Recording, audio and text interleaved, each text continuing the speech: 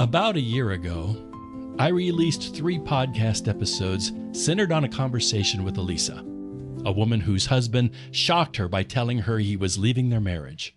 She discovered he'd been having an affair. She talked about the confusion, the grief, the impact on their sons, and her anxiety over the new woman who would now be involved in her children's lives. That conversation had actually taken place 5 years before I released it, recorded during the first year after the affair came to light. If you haven't heard those episodes, I encourage you to go back to episodes 2 through 4 of this podcast, the 3 parts of Elisa's story. But affair healing isn't just about the immediate aftermath. It's about the years that follow, too. So I reached out to Elisa and asked her if she'd be willing to talk about where she is now, 6 years later. In this conversation, she reflects on how much has changed, shares an encounter she had with the other woman, talks about how her sons are doing, and opens up about her steps back into the dating world. I'm Tim Tedder, creator of affairhealing.com. Thank you for joining us. Welcome to The Recovery Room, a podcast presented by affairhealing.com. In this healing place, in this healing place. Did you listen to those episodes? I did. Okay. Kind of curious as to how it struck you to listen back. Did it seem real? Did your perspective of those things change because of the things that had happened the years since? It took me right back. It felt very real.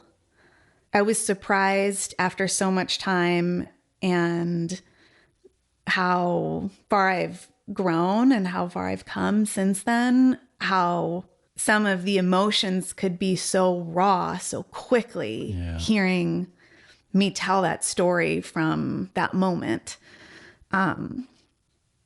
It's making me emotional just to think about it now. Yeah. But listening to them, there were some things that I talked about that I had forgotten. That was surprising because I remember in the moment when it was all happening, every interaction with my ex was combustible and hard and traumatic.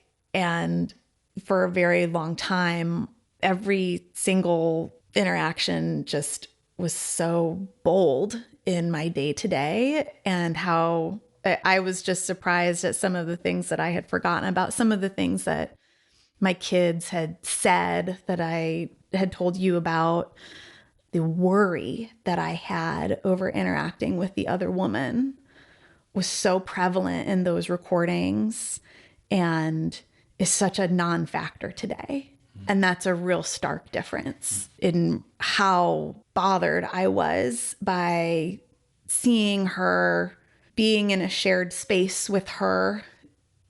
When they were together, so my ex is no longer with her. He remarried about 2.5 years ago to somebody else.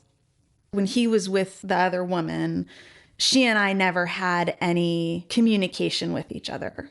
There were a few instances where we were both at games that my kids were playing in and she attended, but she and I never spoke. But it was always just, I was fraught with anxiety and so many feelings in those instances. And my kids had told me on several occasions that she had told them that she wanted to have a conversation with me. I had always declined, and I don't have anything to say to her. I don't want to talk to her. There's no reason to have a conversation, but that came up a few times, and that never happened.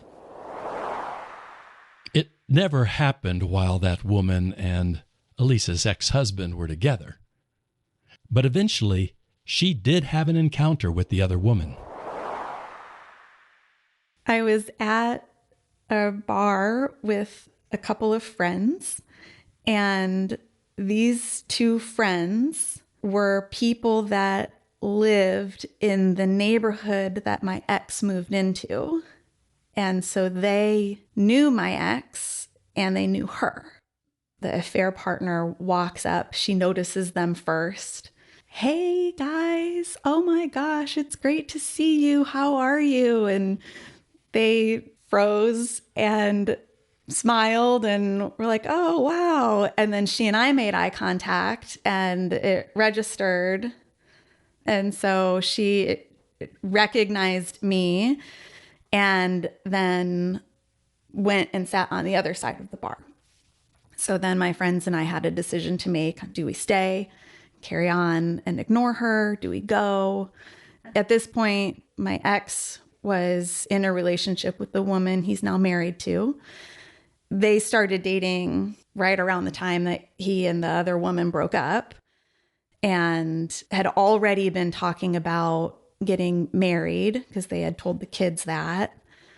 He was just doing the same pattern again. And it just felt for me like this is something where I'm going to have to deal with and manage of whatever relationship he's in. He's going to move on fast. He's going to go in hard. He's going to bring someone into the kids' lives very quickly. This is just a thing that he's going to do. So seeing this other woman was, if I'm going to have any conversation with her, it's going to be tonight.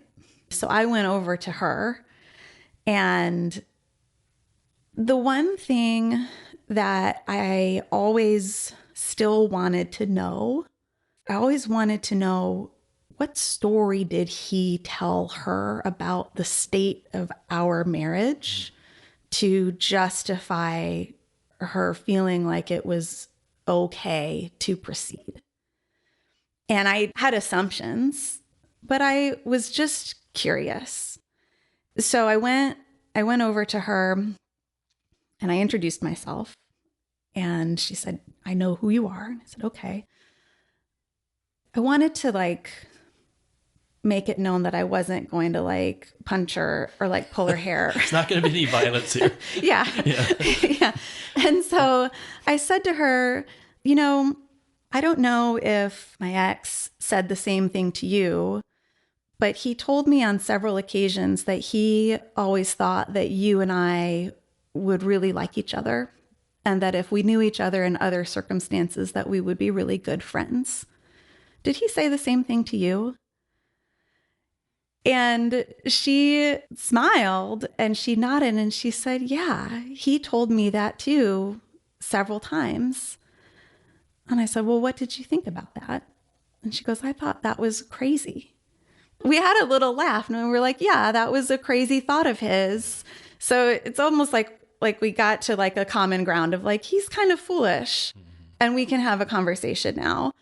So I asked her, I said, I really just have one question for you. I'm not going to bother you. I don't know who you're here to meet, but I just really want to ask you this. The one thing that I've never been able to hear. And that is, when you were starting your relationship with him, what did he tell you about the state of our marriage? What was the story that he told that it was like in our home? And she said, do you really want to know? Because it's not pretty. I said, yes, I do. I really want to know. And she said, well, he told me that you were verbally and emotionally abusive and unsupportive, and that you were mean and that you yelled a lot, and that she went on to say all these things about me as a spouse as just this villain, which I had assumed in his mind and his stories to justify what he was doing, that he had made me the villain. That wasn't new information to me, but it was interesting to hear it from her that he painted that picture. And so she said that, and I said, well, can I share with you what the reality was? And she was like, okay. And I said, in my mind and my reality was that we had a stable and loving relationship. We communicated, we laughed, we had long-term plans, we were raising kids together, and our house was full of a lot of love and a long history of being together and commitment and dedication. And that's the reality that I was living in when he was telling you stories of emotional and verbal abuse to proceed having an affair. She started to cry and was upset. And she said, he really manipulated me a lot. Then asked about my kids, who she had gotten to know, and how are the boys doing? And I was like, they're fine. She said, I hear he has a new girlfriend. Has he introduced the kids to the new girlfriend yet? And I said, oh yeah, he introduced her way back in August. And she looks at me and she's like, August? And then she starts crying even more, which tells me that she was still in the picture in August too. Didn't have much sympathy for her standing at the bar crying to me about my ex-husband having an overlapping relationship when theirs was ending, but it also seemed kind of appropriate. And so then I just said, thank you for the conversation. And I went back to my friends. It was really weird. Yeah. And I would imagine there's some people listening to this that wish they could get that kind of closure because of the questions they never get answered. To have a conversation that in some ways not only provided some closure for you or some clarity to you, but also allowed you to give her a kind of clarity that she never had before. And there's something that's a little just in that. There is. It was a little cathartic. And she didn't tell me anything that I didn't already assume, but it felt good to have that closure and to hear, at least from her, that what I had assumed he was saying and was his justification is what he was actually saying.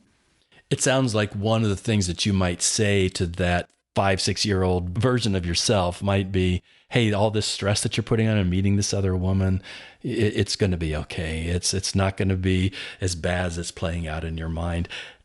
Are you aware of anything else that you would have said to that version of you from the perspective you are now? I mean, my impression was, because I walked through a lot of this stuff with you, I know it's difficult. No one does it perfectly. Everybody struggles in it, but you did admirably well in trying to deal with all the things that were hitting you and make the choices that were good choices for you and for your boys. But I'm just wondering, from your perspective, is there anything else that you think, yeah, I wish I'd done that differently, or would tell that person? I mean, I think we talked about this a little bit the last time, but I know that I had some hard moments with the kids where I was really emotional. And I do wish that I had been able to shield them from my pain better. All the interactions in those early years, I always think year one was the year that we had split up but hadn't been divorced, which was when we had our last conversations. And then year two is year one of divorce. Year three is year two of divorce. And I always think really the first 3 years, every interaction with him was so triggering. It wasn't just because I was still processing and dealing with the trauma, but he also was intentionally triggering. He took a stance that made me his adversary, that made me the villain, and he treated me that way in our communication. Whenever we had to be face to face, he was really cruel and unnecessarily mean and callous. Do you have any sense of what motivated that? I mean, how was that to his advantage to be cruel to you, to make you out as the bad person? I think it was shame. When he is face to face with me, he is face to face with his failures in accountability and integrity. And that makes him feel uncomfortable.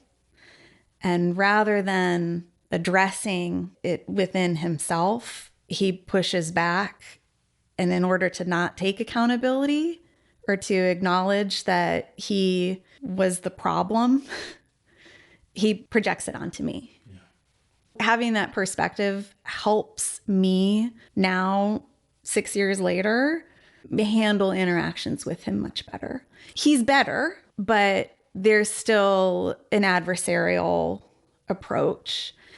I think that I frustrate him because I don't act like the victim. I don't act like this meek spouse that's so sad and is desperate for his attention and affection. I don't act like that. I put on a persona that he's like an underperforming subordinate. and it's kind of the way that I communicate with him is about as all business as it possibly can be. And I would advise anybody going through this in this situation to take that approach and to eliminate any communication that is emotional, that is pleading, that is anything other than factual and logistical. Cut everything else out. You might not remember this, but you helped me with the decision tree when I was dealing with these aggressive communications from him. He had a tendency to send lengthy emails or texts that were mean and just antagonizing in ways that really, really affected me. And I remember talking to you about it. It's like, how do I respond to this? What do I do? How do I get through this kind of communication? And you helped me work out a decision tree that was really simple to follow. Number one is he asking a question? Because in reading these lengthy emails and lengthy texts, in a lot of cases, he wasn't asking any questions. He just was telling me lots of thoughts and opinions, but there wasn't a question at the bottom of it. So is he asking a question? If the answer is no, I don't have to respond. Yeah. If he is asking a question, the second branch on the decision tree is, do you have to answer it? And in some cases, his questions were hypothetical or sarcastic. And so the literal, like, yes, there's a question in here, but I don't actually have to answer this. So that was this decision tree.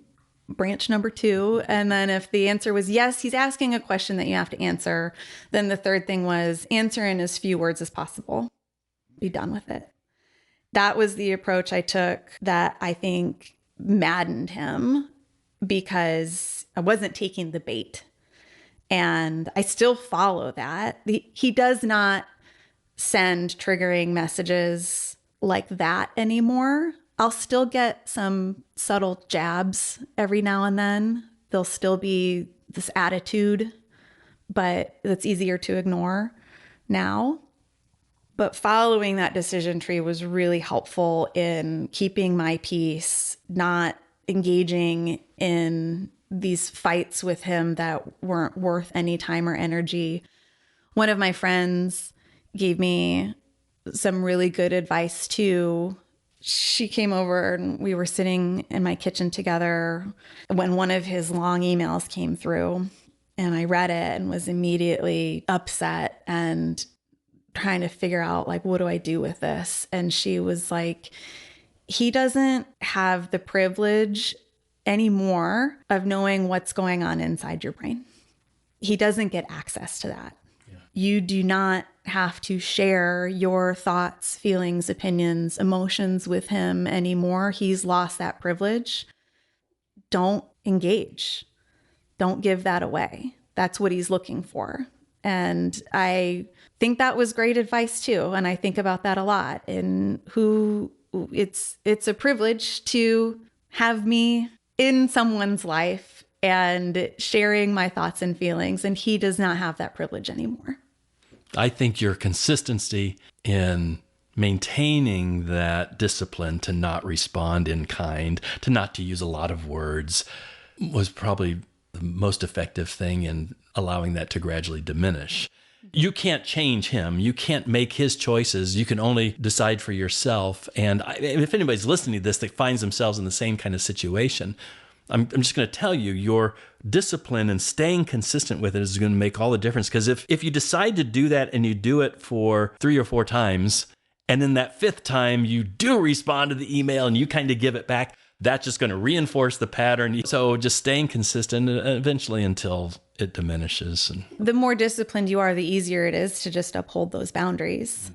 That did get easier. It got easier for me to respond under control sooner than it got easier for him to stop sending me nasty emails. a lot of our conversation the first time around had to do with your boys and your concern for how they were being affected because they were confused, they were hurt. Now they're being invited into this new place with someone that their dad's in a relationship with that they don't know but are having to have some kind of interaction with. How have they done since then? They're much better. In that last episode from 5 years ago, they were not in a good place. And that was the hardest episode for me to re-listen to, in hearing me talk about their mental state, their emotional state at that time. They were really troubled. They need to have one parent that's consistent. A stability. Yeah. And that was me.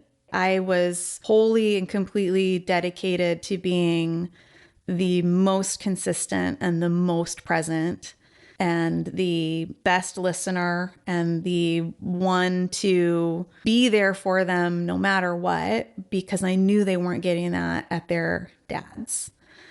Over time, they adjusted.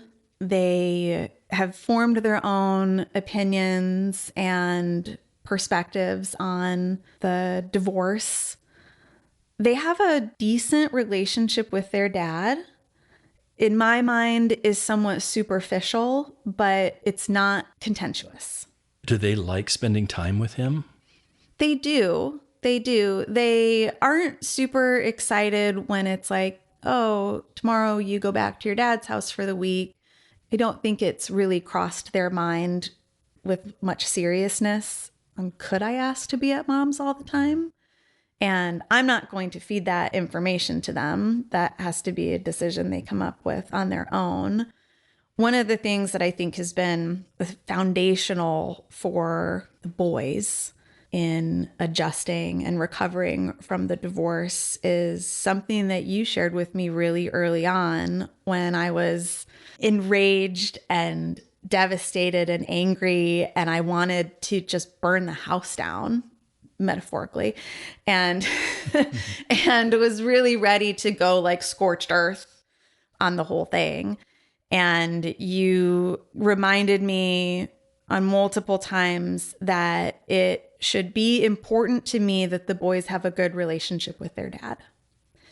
And even though there were many times that I didn't actually believe that, and I didn't really feel it, I repeated it like a mantra on many occasions when my ex was antagonizing me and when he was clearly doing things that weren't in the kids' best interest. And he was just in a manic state of self-absorption and selfishness.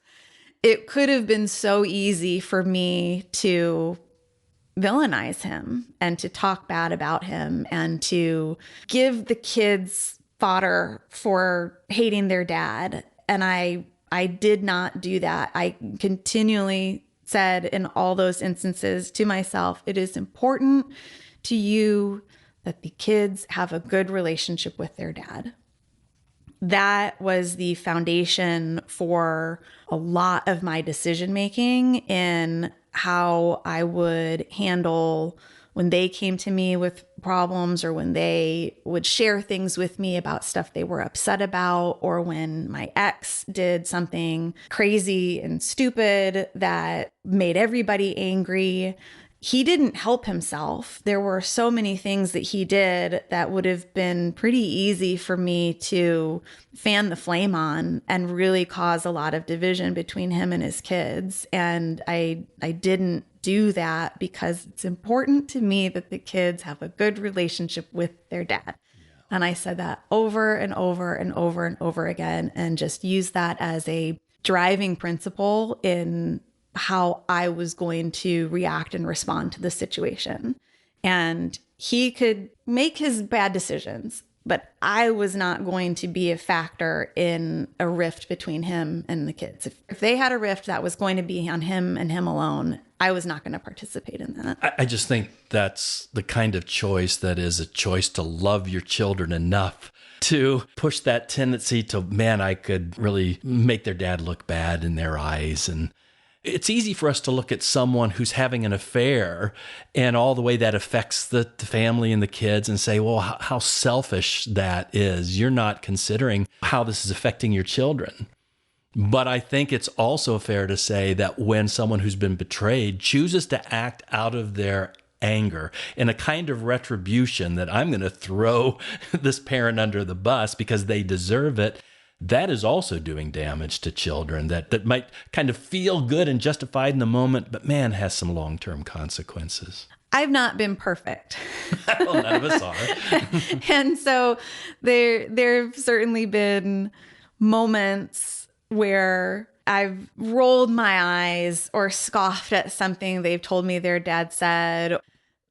I have never gone down the path to touch at all on your dad did this and I've certainly had moments of just frustration and exasperation where it's like, yep, your dad would do that. But from what I know of the story and even some of the perceptions and perspectives that your boys have, when they've seen some of those honest reactions, they're probably responding in very similar ways. They are, and they know their dad really well.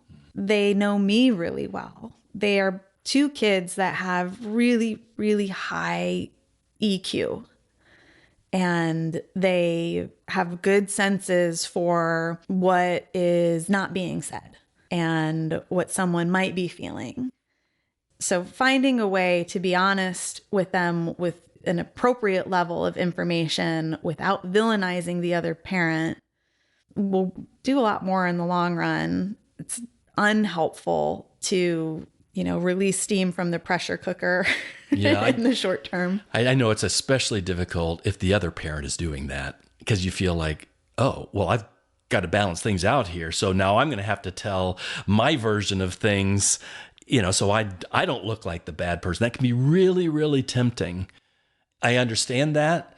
And in the short term, you may feel like you're losing a little bit because negative things are being said and you're not giving it back. And maybe in some sense you are in the short term. But in the long term, most kids are going to get it. Most kids, as they are observers and experiencers and as they get older, there's going to be a value they place on your refusal to engage in that kind of back and forth that is going to mean a lot more to them than, you trying to balance things out now. So, yeah. Well, and it's also, I think most parents, I think I can speak in a general term that just about every parent wants to have a long-term relationship with their kids. The relationship doesn't end when they're 18 and out of the house. You want to be a impactful and present parent in their entire lives, not just when they're adolescents. And so you have to play the long game.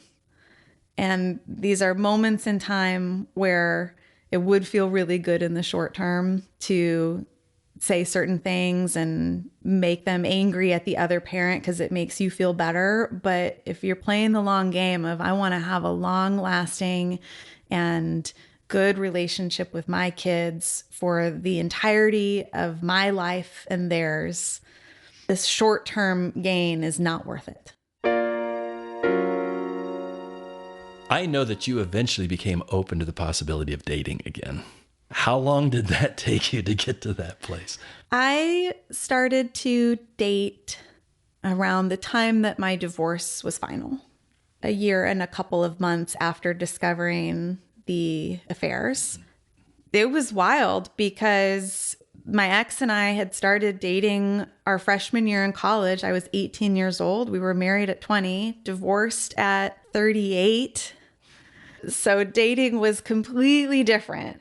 It took a while to figure out how to date, to meet strangers on apps and have conversations with them, to go out and meet someone in person. It was very nerve-wracking and very weird.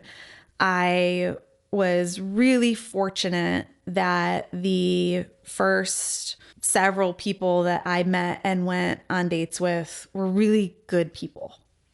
I had good experiences with people who were empathetic to where I am in life and where I was at that time of coming out of a very long-term marriage, never having dated as a fully grown adult since I was in that relationship as a kid, basically, and had a lot of fun.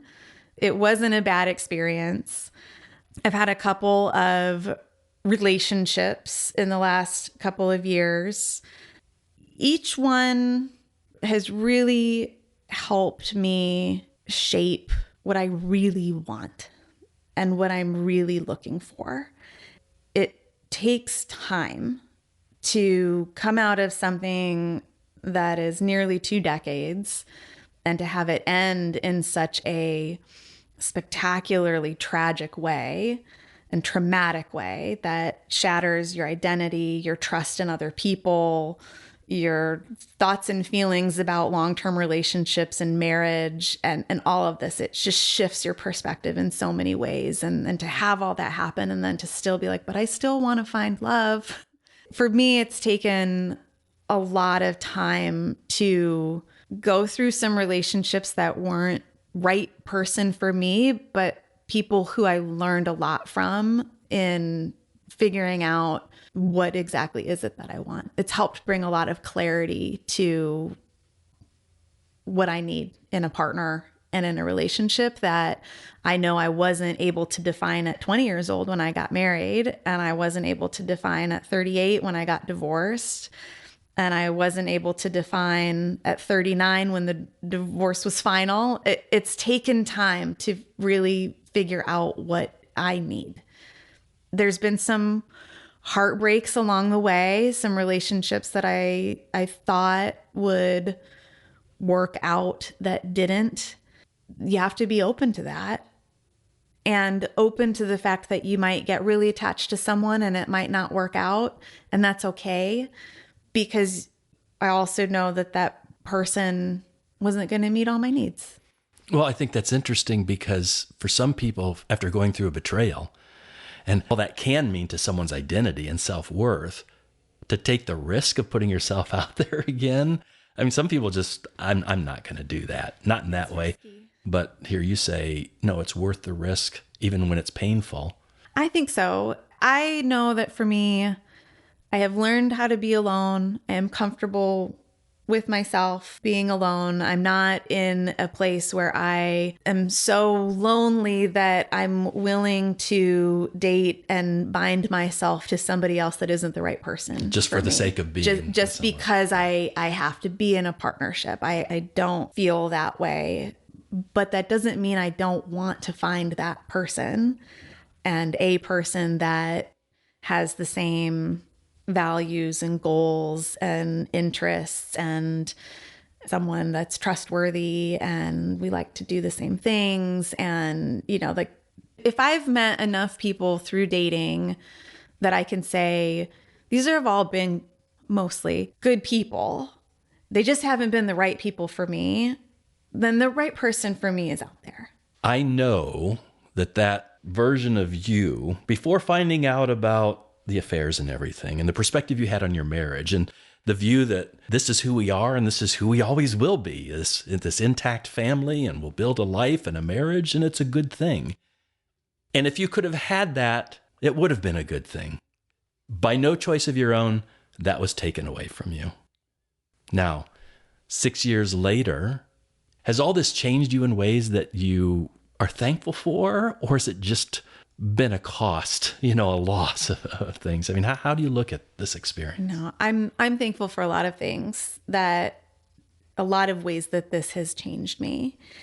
I look back at the marriage and I can see a lot of flaws in it and a lot of things that I accepted and was okay with because I was so committed and in it for the long haul that it didn't occur to me that that there could be better relationships out there, I guess, because this was the relationship I chose. It's the one I was committed to. I loved my husband. I loved our life together. It wasn't perfect. It wasn't perfect, but there was always the hope, like, but we're together. Yeah. And we can, I mean, the hope that maybe we'll learn and we'll grow. Yeah. And that was still a reasonable hope to have. It was.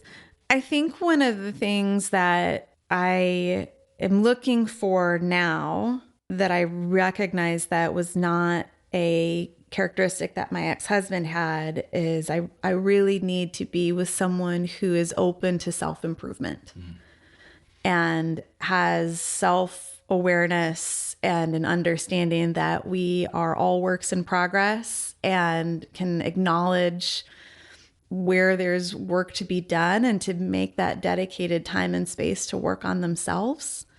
And in looking back, I know that that is not a quality that my ex-husband had or currently has. And that's a deal breaker for me moving forward. Let's say that hypothetically, my ex-husband never cheated on me and we were still married and still in that relationship. He still isn't a person that is interested in self-improvement.